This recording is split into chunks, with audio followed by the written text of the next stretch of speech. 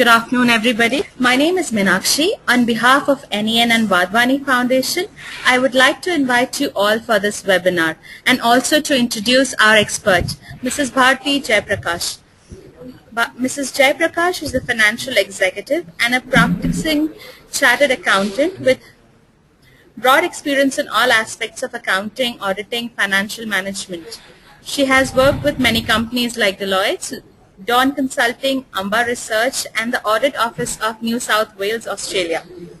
Mrs.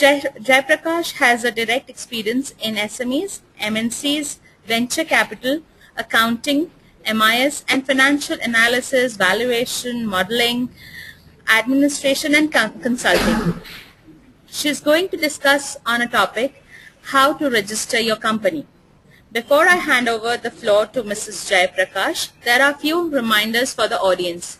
You will be on a mute and you may ask a question by typing on the panel provided. Over to you, Mrs. Jaiprakash.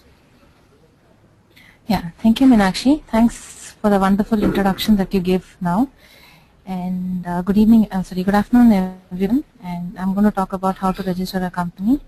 I just hope, it's a pretty dry topic on how to register a company, but I just hope that after a lunch session, I don't put you off to sleep. And the only thing I can promise you is that probably after this, you all will be geared to start your own company. And you know how, it just costs very limited money to start a company, actually. So let me just start and take you through the little introduction of company law that we have in India. So Companies Act 1956 recently underwent a change because of the passing of Companies Bill, and now it's become an Act 2013. So this 1956 Act was actually just a replica of 1948 UK's Act. So we have made considerable changes now and in the new companies law. So what do you mean by a company? A company is nothing but an artificial juridical person which is created by law. It has a distinct legal entity and it also has a perpetual succession. A common seal is nothing but the signature of the company, because a company cannot sign because it's an artificial person, it's not a human being. So now how do we equate, how is a company born? A company is born once we register. So once we get a certificate of incorporation, the company is born. And if we have to wind up, the winding up process is equivalent if you have to equate it to a person or a human being. It's death of a person. Similarly, once the company is wound up, there's no longer, it is in existence. So we have different types of companies: the private company, a public company, one-person company, unlimited company, Section 25 company, and a foreign company. So what do you mean? What do we mean by a private company? A private company is a company which has minimum paid-up capital of 1 lakh rupees. Now, I presume a lot of you may not be aware of what is authorized capital or a paid-up capital. For the benefit of the audience, I just repeat it. Authorized capital is something that is the maximum level beyond which the company cannot raise money. So probably if I say my authorized capital is 1 crore, I cannot raise money beyond 1 crore. If I have to raise money beyond 1 crore, I'll have to again file it with ROC and extend the limit, and that's how I can do it. Paid up capital is paid up capital of a company is the amount that the members of the company pay into the company. Authorized capital can be any level, but paid up capital is usually lower than the authorized capital. Nothing can exceed the authorized capital. So what is a private company? A private company is a company which has minimum paid up capital of 1 lakh rupees. It restricts the transferability of shares and limits the number of members to 200. So what earlier the limit was 50, but now the limit is been enhanced to 200. The main reason why they have enhanced the limit to 200 is a lot of startups we see and a lot of members are there. So that is the reason we try to actually they have increased the members to 200. In case of a public company is a company which is not a private company. So a private company, a public company, there is no limit for number of members. Minimum number of members have to be 7, unlike a private company where you have to have two members. Now, like the US, we have introduced a one-person company, which means only one person can be a member and can form a company. Why was this whole concept introduced? It was introduced because, for example, if Shah Rukh Khan wants to start a company, he has only he has some professional skills and which he wouldn't probably want to share, or he doesn't gel well with someone, so he cannot start with another person, so he wants to start his own company, so he can start a one-person company. But it's not so common right now in India. We do have unlimited companies, but unlimited companies are companies which do not have any limit on the liability. Usually a company is something which has a limited liability, but we can also form a company which has an unlimited liability. What do we mean by a Section 25 company? Section 25 company is a company which has, usually if you see the NGOs, the trusts that operate for social cause are actually registered as a trust or a society. They also have an alternate arrangement to actually register themselves as a Section 25, under Section 25 company. Section 25 talks about companies which are registered for purely charitable purposes, for any promotion of arts, commerce or charity or whatever. The only disadvantage of forming a Section 25 company is the profits cannot be shared as dividends. They have to be plowed back for the purpose for which the company was started. And the second thing is, it's always better to be registered as a trust or a society, because compliance under Companies Act is quite high compared to any of these trust or society. Now, as we are all aware of what is foreign company, the name itself signifies it's a company which is incorporated outside India, and when they want to have a branch or they want to establish a place of business in India, that's when we have a registration of foreign company in India. Let me take you through a few of the important documents that the company has. So the first and foremost document that we have is Certificate of Incorporation. Like I told you, it's like the birth certificate of a company. The company can start its activities only after the Certificate of Incorporation. This is for private companies. But wherein if we have a public company, the company can start its business only when the company receives a Certificate of Commencement of Business. So now what do we mean by Memorandum of Association and Articles of Association? Memorandum of Association is the document that governs the activities of the company, and Articles of Association is the document that actually helps you to carry out whatever is written in Memorandum of Association. So Articles of Association is an internal document. A Memorandum of Association is a pretty simple document which talks about the name of the company, the state in which the company is registered, the objects of the company. Now again, objects of the company, the earlier company law, the Companies Act 1956, before the amendment, stated that you have to state the main objects and the ancillary objects separately. But with the new Companies Act, there is no distinction as such. You can just write the object of the company. Per se, I still prefer the main objects and the ancillary objects, because any person who invests can easily see what are the main objects. And for example, if it's a manufacturing company, the main activity of the company is going to be manufacturing, but ancillary activities would involve, like it covers the facility of opening of a bank account, or buying properties for the company, or whatsoever like that, any of the ancillary objects which helps in carrying the main object. So now any investor who would invest, you can't say that, okay, I'm manufacturing something today, but tomorrow I'm into trading activity which is there in my ancillary objects. Doesn't sound quite nice. It sounds a little vague. So that is why we still feel, the CA fraternity feels that, the distinction between main and ancillary still holds good. It's good actually, but we don't know why they have not included that in the new act.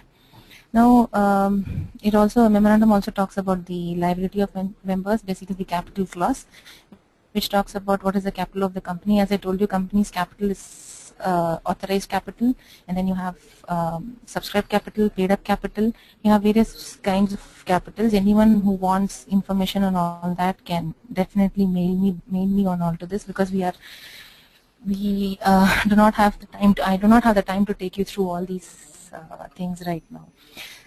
So then, as I said, Articles of Association actually it helps in governing the internal objects of the company. So basically, as I have listed down here, it basically has the number of shares, the directors, the meeting, what are their borrowing powers, and accounts and audit, the basic clauses. Now comes, how do we register a company? First and foremost, for registration of a company, we need directors. For a private company, at least there need to be 2 directors. Now, these directors should have an identification number, which is called DIN, Directors Identification Number. So, the form DIN 1 can be downloaded from MCA website, and the details have to be filled in. It just costs rupees 100. It just costs rupees 100 to actually get a DIN. So now this DIN shall be used in all correspondence of the director. So and after you obtain the DIN, just takes about an hour to get. You just need an hour to take it a DIN. For the DIN, you need the address proof, the director's address proof, the PAN number, and a photograph. The documents which are there other than the photograph have to be in a PDF file. Photograph has to be in a JPEG file. Next thing a director has to do is acquire a digital signature. Any person can acquire a digital signature. The cost of it approximately varies between 600 to 1500. What is the e-token? E-token is nothing but you get it in the form of a USB, which can be installed in it can be used in any of the computer. Whereas a PFX file is something that is actually installed in your computer itself, the hard disk itself. So the PFX file, it's always suggested that these are all password protected, but please do not share your PFX file over mail or anything, because anyone can replicate it. Now this digital signature has to be role checked with the MCA website. That is nothing but you just have to register yourself as a director and use your registration. You can just register yourself as a director. Now next step, after you apply for a DIN and you get your digital signature, which is about a day's work for anyone, is the form 1A, where you have to apply for the name availability. Now again, in the name availability, we have to check with the ROC whether the proposed name that we are suggesting is actually available with the ROC. That is, there is no other company by that name. There are a few instructions, a few clauses in the Companies Act which says that the name should not be kept something similar to the country's name. It cannot have any it should not be a name which is similar to an existing company. For example, Hindustan Unilever, I can't have a company which is Hindustan Unilever Private Limited. I can't have something like that. So these are the basic things you should not have. You should check. So the ROC checks for the name availability.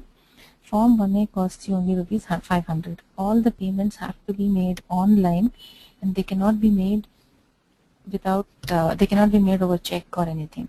There's another suggestion that in case there is some problem in the MCA website for uploading of documents or something, you can take all the documents on a USB drive or a pen drive, go to the register office, sit there, and you can file it online. But there are no physical documents that can be printed or that should be printed. It's all the things are driven online. I've given a link over here which you can see. That link would take you to the fees PDF, which will give you each state, each location has a different, in each state, for example, Karnataka will have a different registration, and Gujarat may have a different registration. Something will be 500 years, the stamp duty may be different in some other state. So this document will help you, this link will take you to the PDF which has the recent rates available over there. Now after we do for Form 1A usually takes about, ideally it is supposed to take 7 days, but if you have a good liaison with your ROC office and your staff working there, you can probably go and check with them. It just takes about 5 days for them to get back to you. They send you over email that whether the name is available or not. Once the name availability is there, it just takes about within 60 days you have to register your company.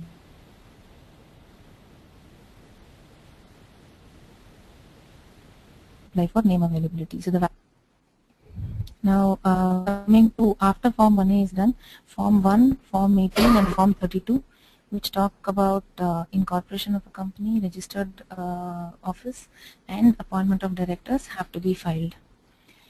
Now, as I already suggested, what are the names what are the documents and information that you will require? These are the documents and the information that needs to be kept ready before you go in for a registration. For example, name of directors, shareholders, the 5 names in order of preference is the company names, object of the company, authorized capital, paid up capital, and significance of the name, why the name has been arrived. So for example, when you give objects of the company, brief object, you just have to quote it in probably 4 lines as to what is the main purpose of the company in the form, beyond which it doesn't take.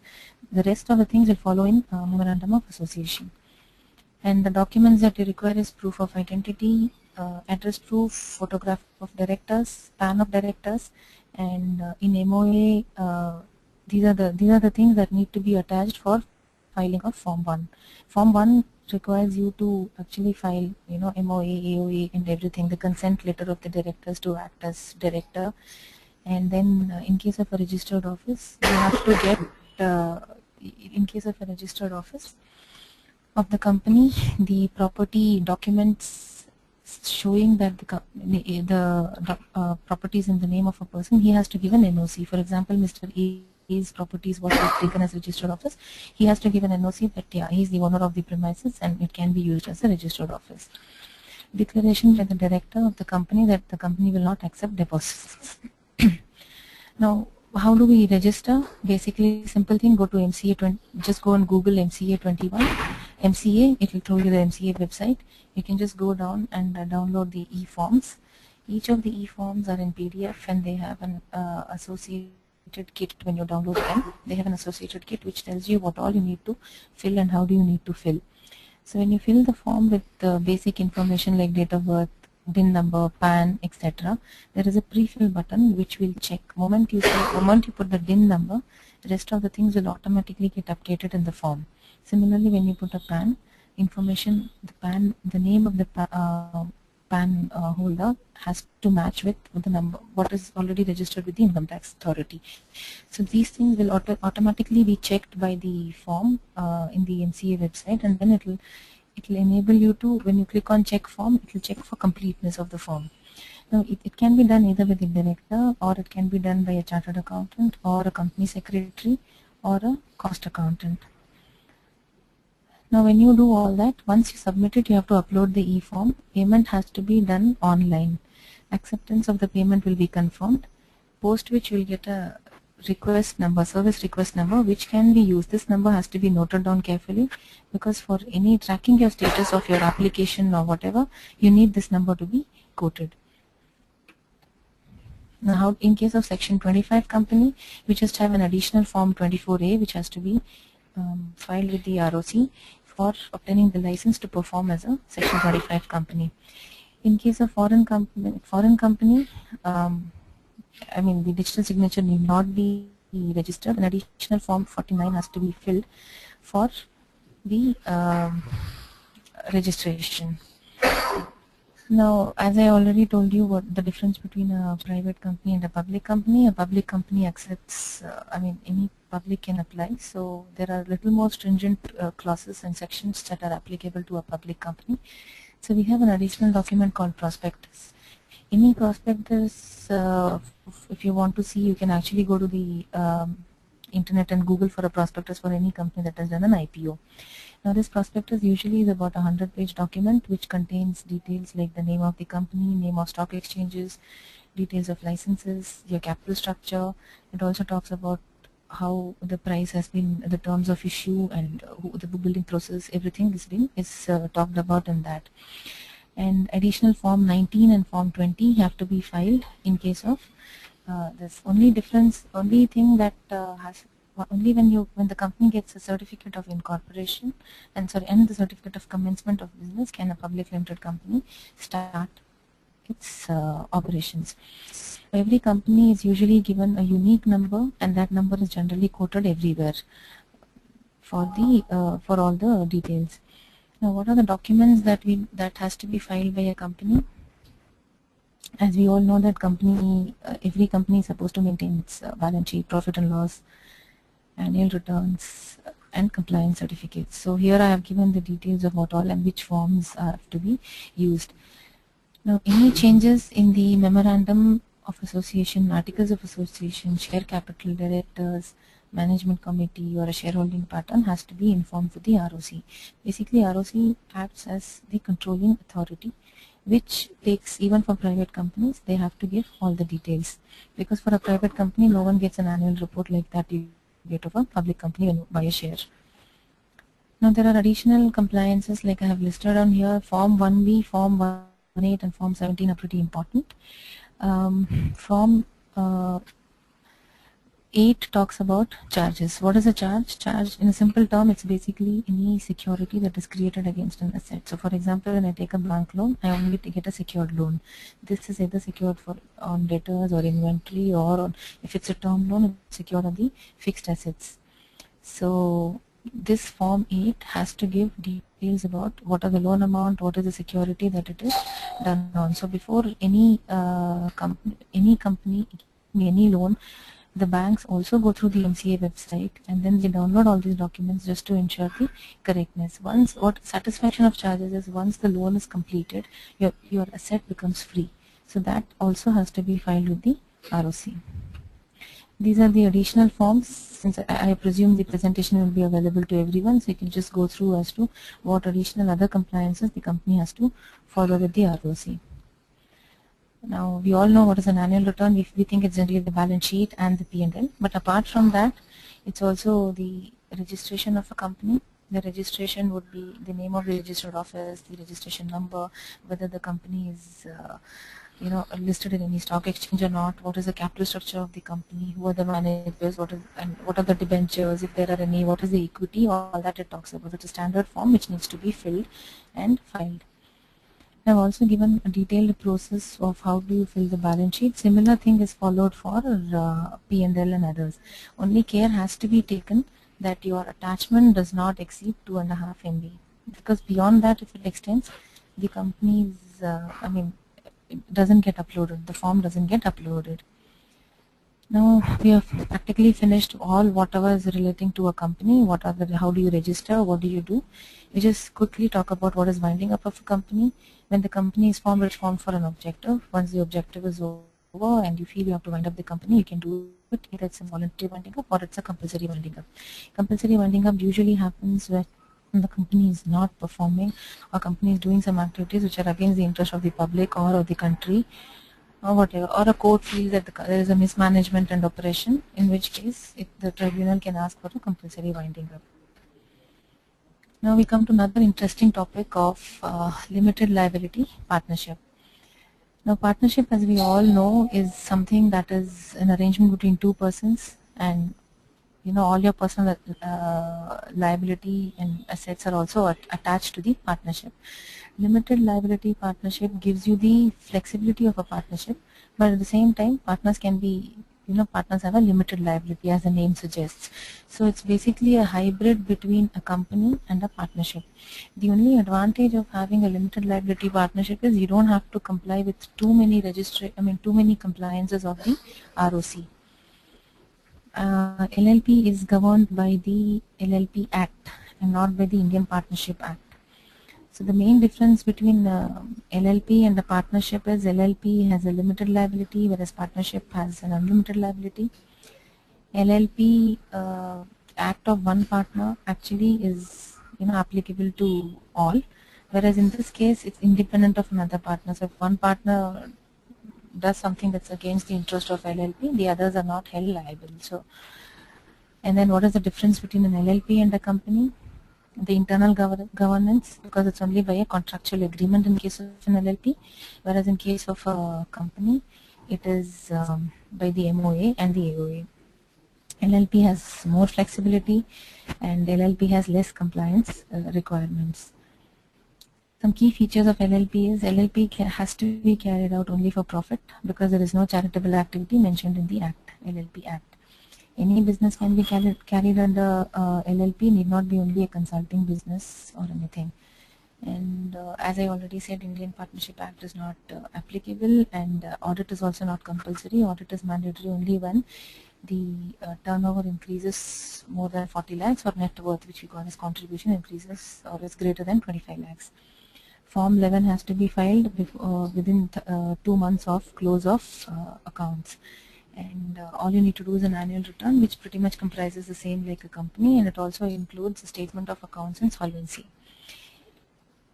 Now conversion of an LLP of a company into LLP is allowed. Of an LLP into company is not allowed under the LLP Act. It's always, even on the taxation part, LLP does not give too many benefits. So for a person who's looking at starting a company, I always suggest it's better for them to go for a private limited company, because you can easily attract the investors and get the funding. So LLP requires a little more procedural stuff like winding up and then starting another company. So that's a little bit of a more of an admin work required and all that. Now, how can you wind up an LLP? LLP can be wound up again voluntarily or compulsorily. Voluntarily is when you've decided, when the partners have decided that okay, fine, the object of the LLP is over and they want to close it, or they just so Form E24 has to be done. ROC can alternatively also strike off if it has a reasonable cause, saying the company is not, sorry, the LLP is not performing and it's against the against the public or against the security of the country or whatever.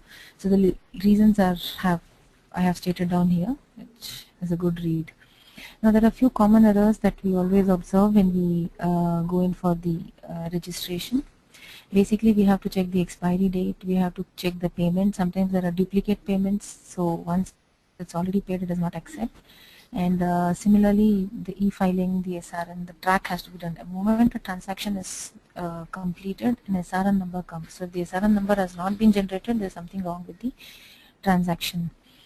Another key feature that NCA website allows all the people is the inspection of public documents. So for example, if I want to check any document or any a balance sheet or a profit and loss of any company, I can directly go to the website, pay 50 rupees and view the documents like annual returns, statement of charges, a satisfaction of charges, what is the MOA, what I can view all the documents.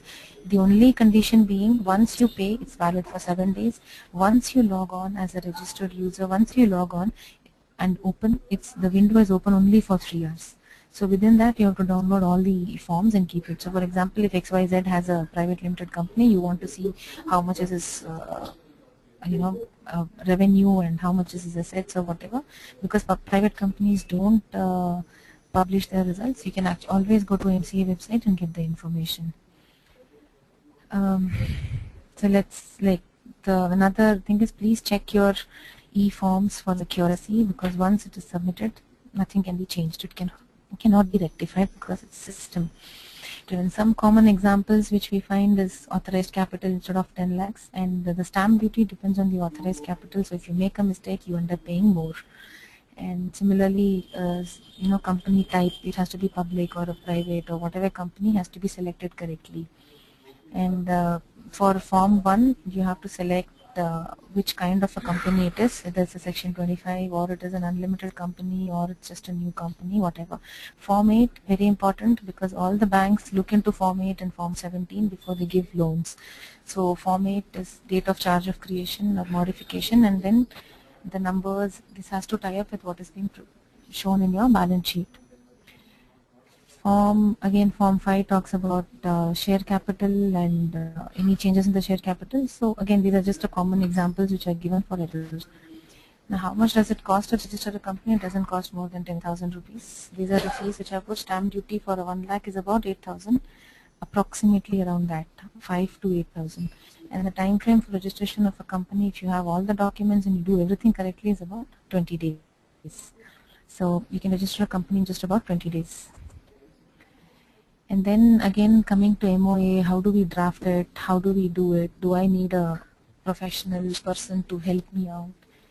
You can just buy a Companies Act, and you have Table A, Table B, Table C, Table D, which can be used for memorandum and articles. So Table A talks about articles, Table B is for memorandum. So they give you the format based on which you can actually develop your MOA and AOA. So basically, it's you can just, any person individually can register a company without any professional help. So as I said, it just costs you about 10,000. So I wish you all the good luck. Yeah, thank you.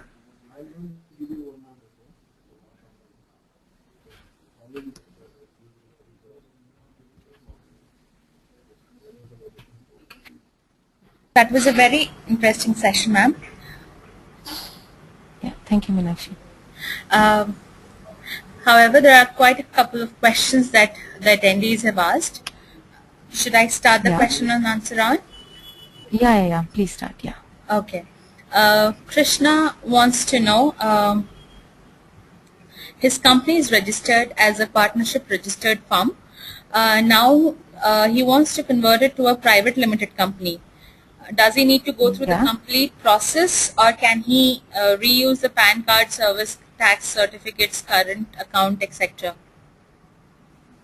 No. He has to go through the entire process to register.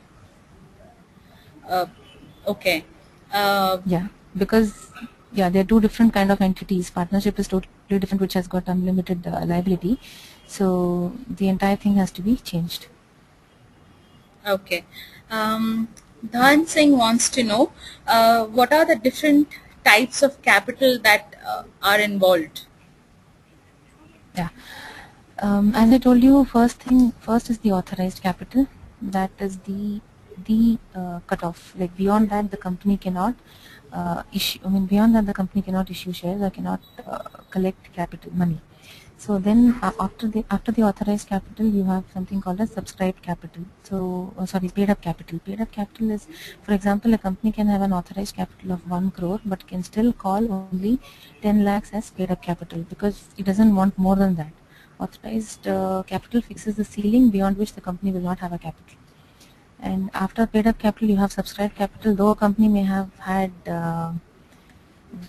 wanting to get 10 lakhs, but they may have just got about 8 lakhs as subscribed capital. So these are the basic three kinds of capital which you have: authorized, paid up and subscribed capital. Uh, okay, ma'am. Shubham Saxena wants to know, he started, just a second. He started an advertising company for which Bangalore is the best place to start. But it was registered in Gwalior, and now he wants to shift to Bangalore. Would it be a problem? Hello?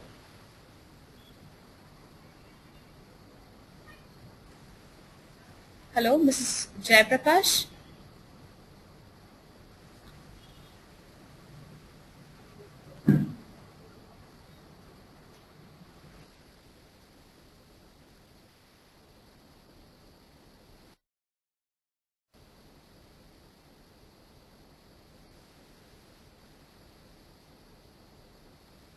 Try talking to me. Hello? Ma'am, can you hear me? Hello? Just announced to the audience that due to there's a small tiny technical issue. Will be back very soon with the questions.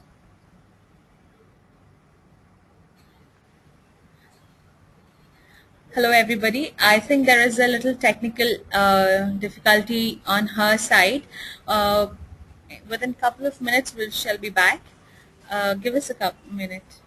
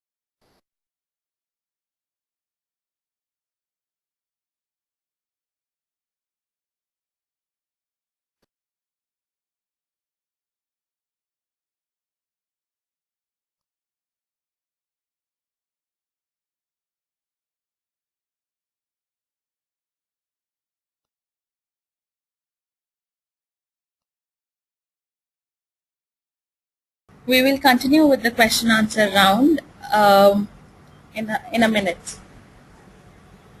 Just further on.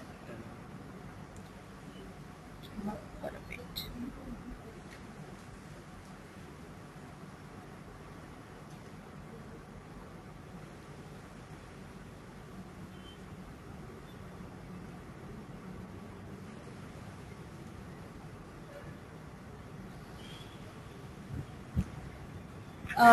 I'll read out the question and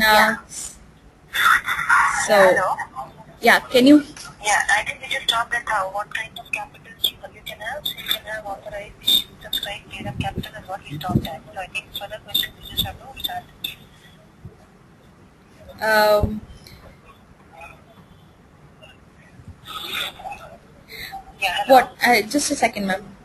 Yeah, yeah. Repeat it loud and let's just answer.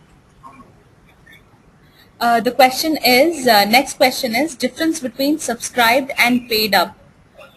Yeah, so subscribe capital is something that you subscribe for, as the name suggests, and paid up capital is something that you pay up for. I mean, I know it's pretty cheap, but I'll just give you an example. For example, if the capital is about, say, subscribe capital is 100, but I mean, you're subscribing for 100 rupees a share, but you are just paying up probably, say, 80 rupees per share. That is the paid up capital. That is the difference, the 20 rupees. Usually companies what they do is they don't call all the shares at one stretch, so all the money at one stretch, so they split it between application, allotment, and calls and all that. So whatever they have, whatever the subscriber has paid for becomes the paid up capital. And subscribe capital is the entire amount which you actually want to subscribe for. Excuse me, ma'am. Sorry for cutting in. There is. Yeah.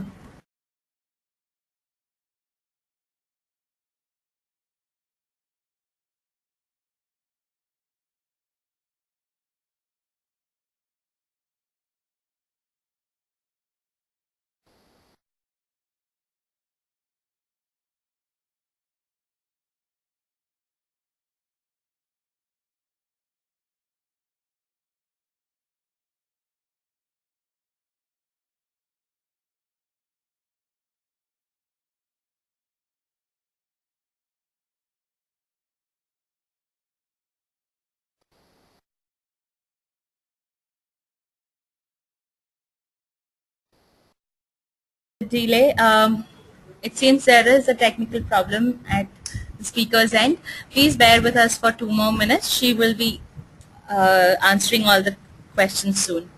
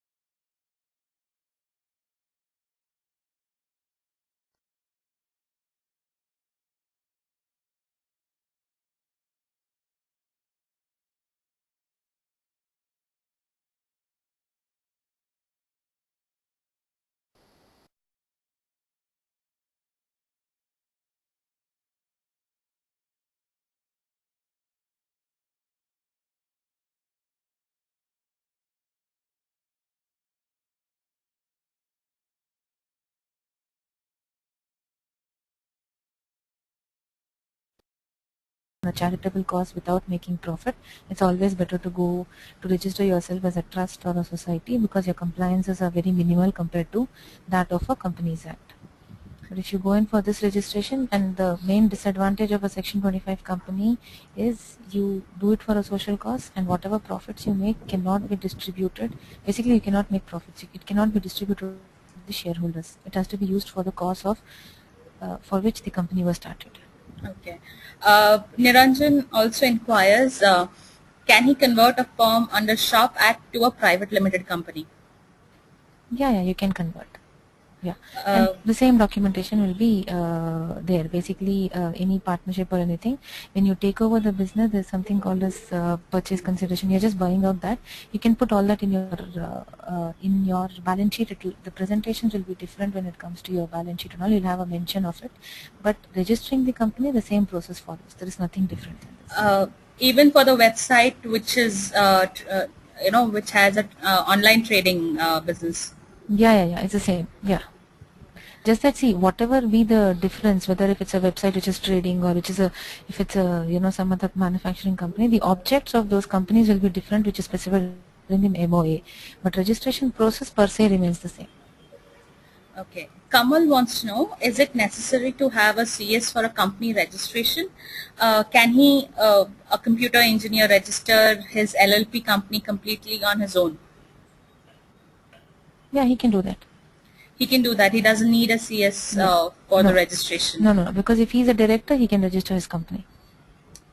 Okay. Only thing is, in case, I think some of the forms just ask you if it is, because if you are a CA, you can do it, but he can actually do it himself. He doesn't need any other person to do it.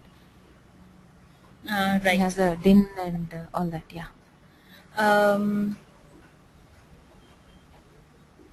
Give me one moment, ma'am.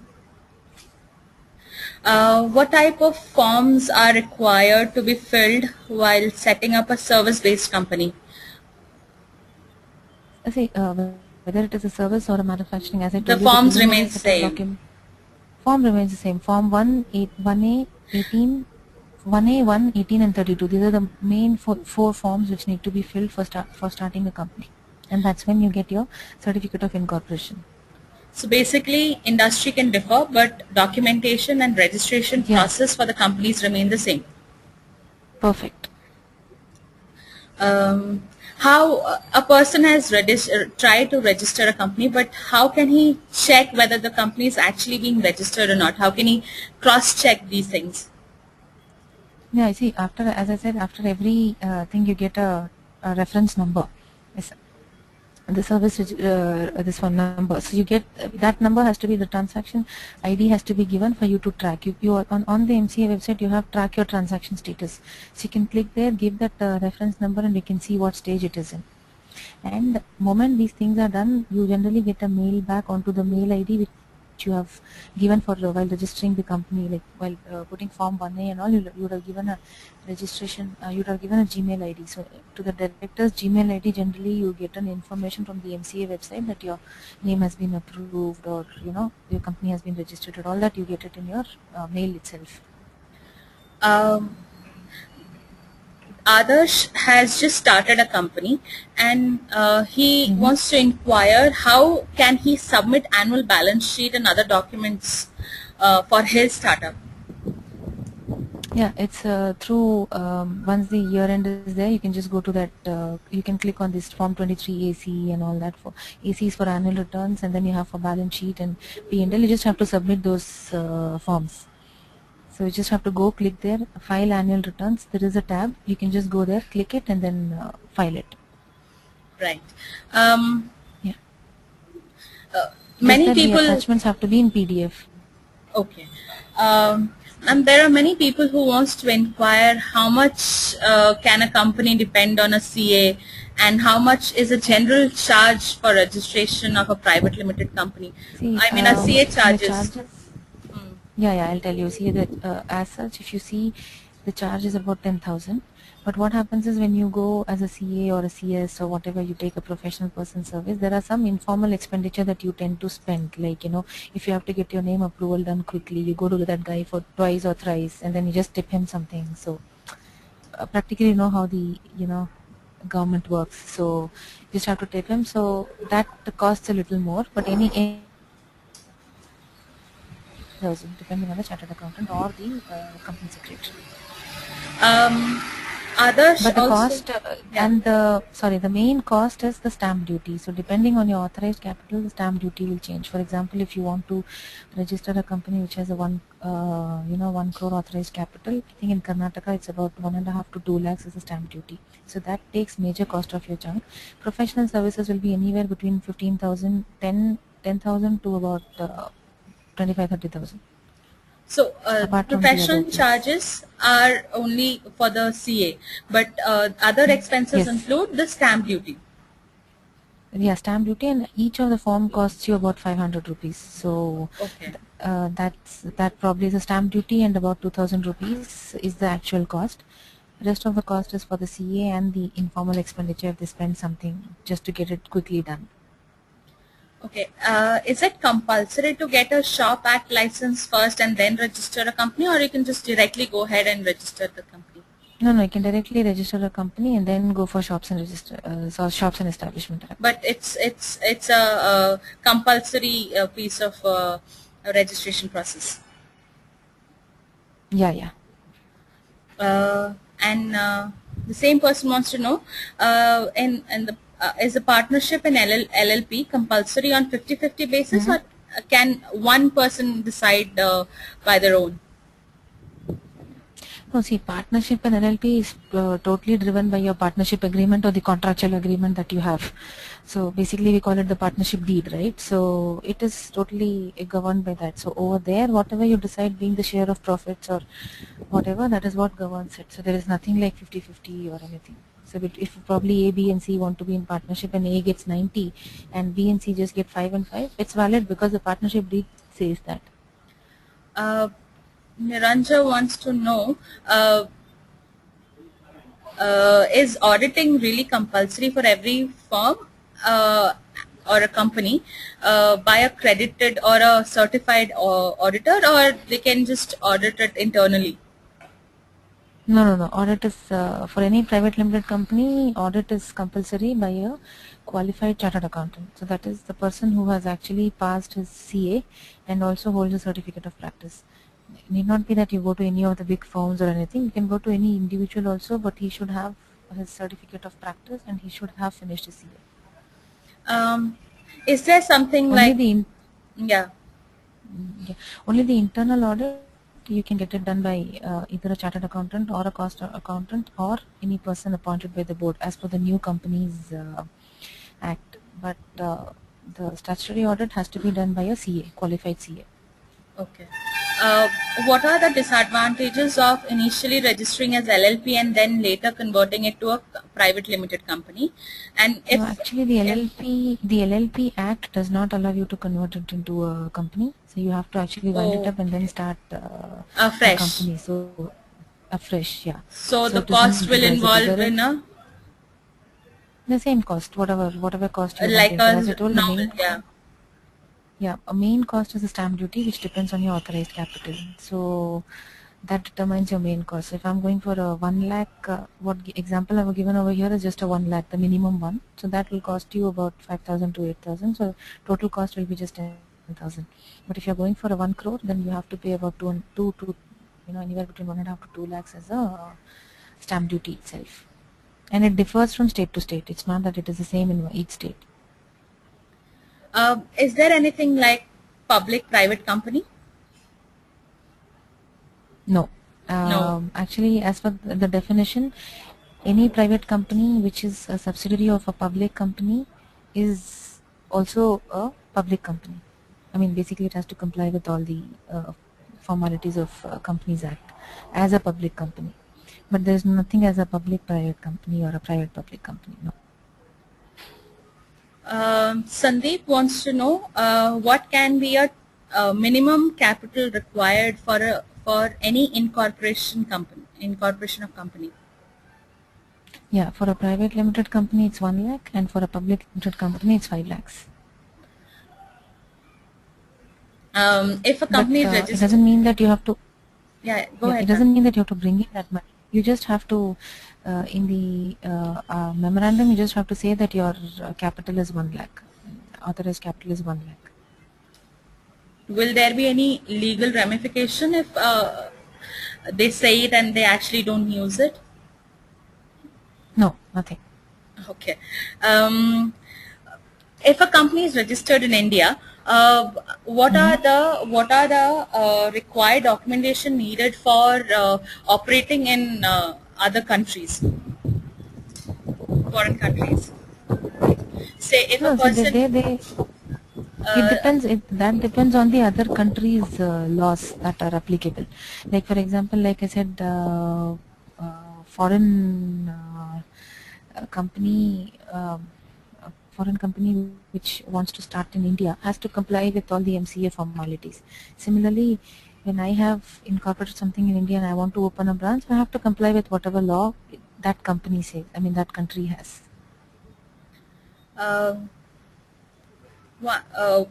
Is registering as LLP more beneficial than other structures? No, I still, if you ask me, it's a subject of debate always. But most of us we feel that registering as a company is much better than an LLP. Okay. Mr. Anshul Sood says they've started a company with 3 partners. It's a startup company. Partner 1 and 2 have registered a company in US, and they want to get the company in India. Should So they that becomes be... a foreign company. So that becomes a foreign company, and when they have to have a place of business in India, then they follow director has to sign, and then they just have to file the documents and get it registered. So it's not really too much of a procedural issue. Okay, but then can he do it as an LLP or a private limited company when they come to India, or it has to be a foreign company? No, see, if they can do a separate LLP here, that's not an issue. It's not. Only thing is that the two are not connected. That's all. If you're connecting the two, then it's a private company. Then this is also a private company. Because what he wants to know is, since he is Indian and he is going to operate and they're going to bring the operations here in India, might as well register it as an LLP or a private limited company.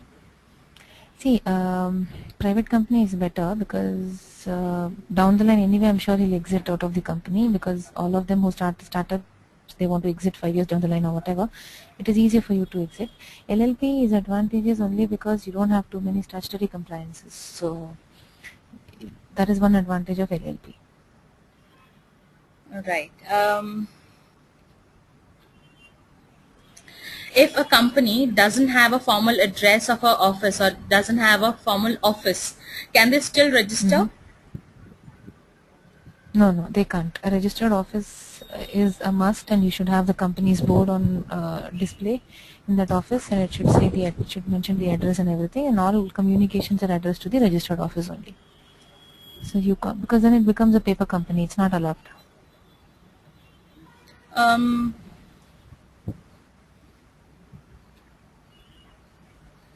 Can Ashish wants to know, if it's an online trading company and there is no physical office, they still have to show a physical address to register. Yes. Yeah. Because any company you register, you should have a place of office, registered office. So that is mandatory, because even your forms will ask you for the register, because that is when you give the address proof and everything, and even your memorandum should have the registered office. So even if it's an online company, you should have a registered office. A person has started a Section 25 firm. Now he wants to convert it to a private limited. Is it possible? No, moment you say it's a Section 25 company, it's already registered under Companies Act. But if you have a trust and you want to convert it, it's possible. Just that you still comply with all the provisions of the thing. And when you apply, you clearly say it's a not-for-profit company.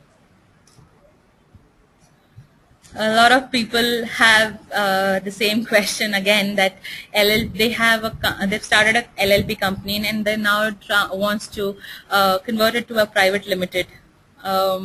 So apart from the regular procedure of closing the company and, I'm sorry, ma'am.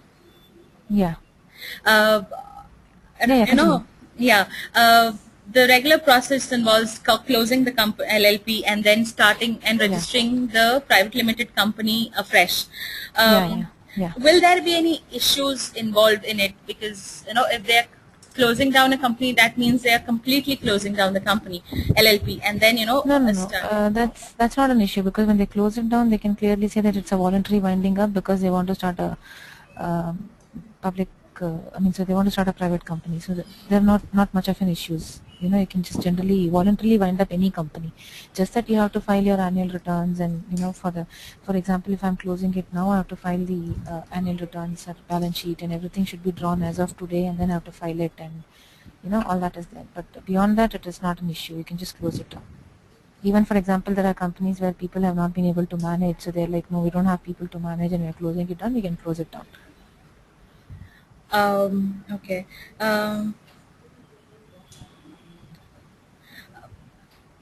Niranjan wants to know if one can do business under Sharps Act. Why does they need to go ahead and complete other procedures and register? No, see, these are two different acts. Shops and Establishment Act talks about you have an office and it is registered under Shops and Establishment Act. Whereas a company is something which you register because you have a limited liability and all that. So any shop is registered under Shop and Establishment Act, whereas every company, every shop is not a company. So, they're two different acts. When a company changes its structure from one to another, can they keep their old name of the company, or they have to change the whole name and modify it or anything? No. See, the name depends on the availability of the register. We cannot decide what name I want. So I have to give options of like 5. For example, I say ABC Limited, BAC Limited. So I have to give my choice of preference 1, 2, 3, 4, 5, 6. So when I give these 5 to 6 names, the registrar will tell you which name is available. If none of the names are available, he gets back to you and he says none of the names are available, change your name and come back. So form 1A and its acceptance decides on the name availability. Kamal also wants to know that is there anything similar to benefit corporation in India? No, not really. Okay. Sandeep has asked a question. Once registered, do we need to get the registration renewed again the same? No. There's no registration. It just continues. You just have to keep filing your annual returns, and as I said, any changes in a simple term, more than the forms, any changes in your memorandum, any changes in directors, any change in registered office, or any change in shareholding pattern, or all that has to be informed to the ROC, because basically they are the checker. Okay. Only if there is a change in address and all these things, they need to be informed. Otherwise, everything remains same. Yeah, and yearly all the exactly, and yearly all the companies have to file their balance sheet, P&L, annual returns, and everything. Do trademarks? Are the trademarks important for startups? Not really. The trademarks are not important for startups. Patents may be advantageous to the startups. If they apply for patents and they get something, it will attract investors. It will give them the basically, if you can link as to how the patent will help in generating the revenue, and what is the USP of the patent and all that generally attracts your investors, PE guys, the VC funding and all that. Okay. Shiva says it's not mandatory. Yeah. Sorry. Shiva says he's into a customer internet business, and one of his mentor advised him to register as LLP. But as you said, the act doesn't allow. The LLP into private limited company is a little difficult, and the process has to be started from the scratch. He just wants to know your what do you suggest to him I usually suggest registering as a private limited company for 2 reasons. One, because any which ways you have to follow that whole procedure of registering, and it doesn't take longer time if you can. It just takes about 20 days to get your company registered. If that is one. And second thing is, if you want to exit any day down the line, it is always easier that you have a company. That time you don't have to run around registering your company, because that time the investors may change their mind. That is second. And the third thing is on the tax front, I don't see any. See, the main difference why people go for LLP is the compliance issue, and they think if you can. But see, your MAT is also 18.5%, and your LLP is also charged at that rate. So there's no big difference as such for an LLP. There's no big advantage as such, even in taxation terms, for the LLP. So just because of some compliances, I think which you can always do it if you're carrying your company pretty ethically. So you just have to just file the balance sheet, P&L and all that. So that doesn't take a longer time. So my personal suggestion always is a private limited company. There's one more last question, ma'am. Yeah. The company needs to there's a person who has a company they need to partner with a foreign company for a project. Do they need to share the profit 50-50, or how should they go about it? Can they open another subsidiary? Yeah, go ahead, They ma'am. can open a subsidiary, but usually what happens is if you have a company, and the usual thing that they do is enter into a joint venture or a special purpose vehicle, SPV, which is formed only for the purpose of that project, and then they close it. So there is another provision of SPV, which is again a private limited company you can start on. So otherwise JV would be good ideally, and there is no necessity that you have to share 50-50, because the contractual agreement between them and the qualities and probably the skill set that each of them come with, they have to negotiate between them as to what is the share and percentage. Not no law says that it has to be 50-50. Okay. Ma'am, one more question before we wind up. What is TOT, and can you put a little more stress on the explanation on TOT? Sorry, what is TOT. That's what the person has written. TO? TOT. No, I have no idea what is TOT. TOT. Well, no, I'm sorry, TOP or POT, I don't know. I mean. Okay. With that, I think we are done with all the questions. Yeah. And Meenakshi, anyone can feel free to mail me. Okay. On my mail ID, which has been provided. So in case they have any questions, I'll be happy to answer them. Great. Thank you very much for this interesting session, ma'am. Thanks a lot, Meenakshi. Yeah. Thank you all our attendees for participating so patiently in the webinar. We are glad that the questions kept coming in, and the presentation recording of the session will be uploaded in our YouTube channel soon. If you found the session interesting, tweet us at NENindia, and the recorded session will be available at www.youtube.com/user/eClubNEN online by tomorrow. NEN has workshops lined up on this month too. On December 7th, getting to market, and raising fund and getting to market on 14th as well. The registration is completely free. Please enjoy these sessions. Thank you once again, and have a nice evening. Thank you. Bye-bye. Thank you. Thank you. It's available on YouTube tomorrow.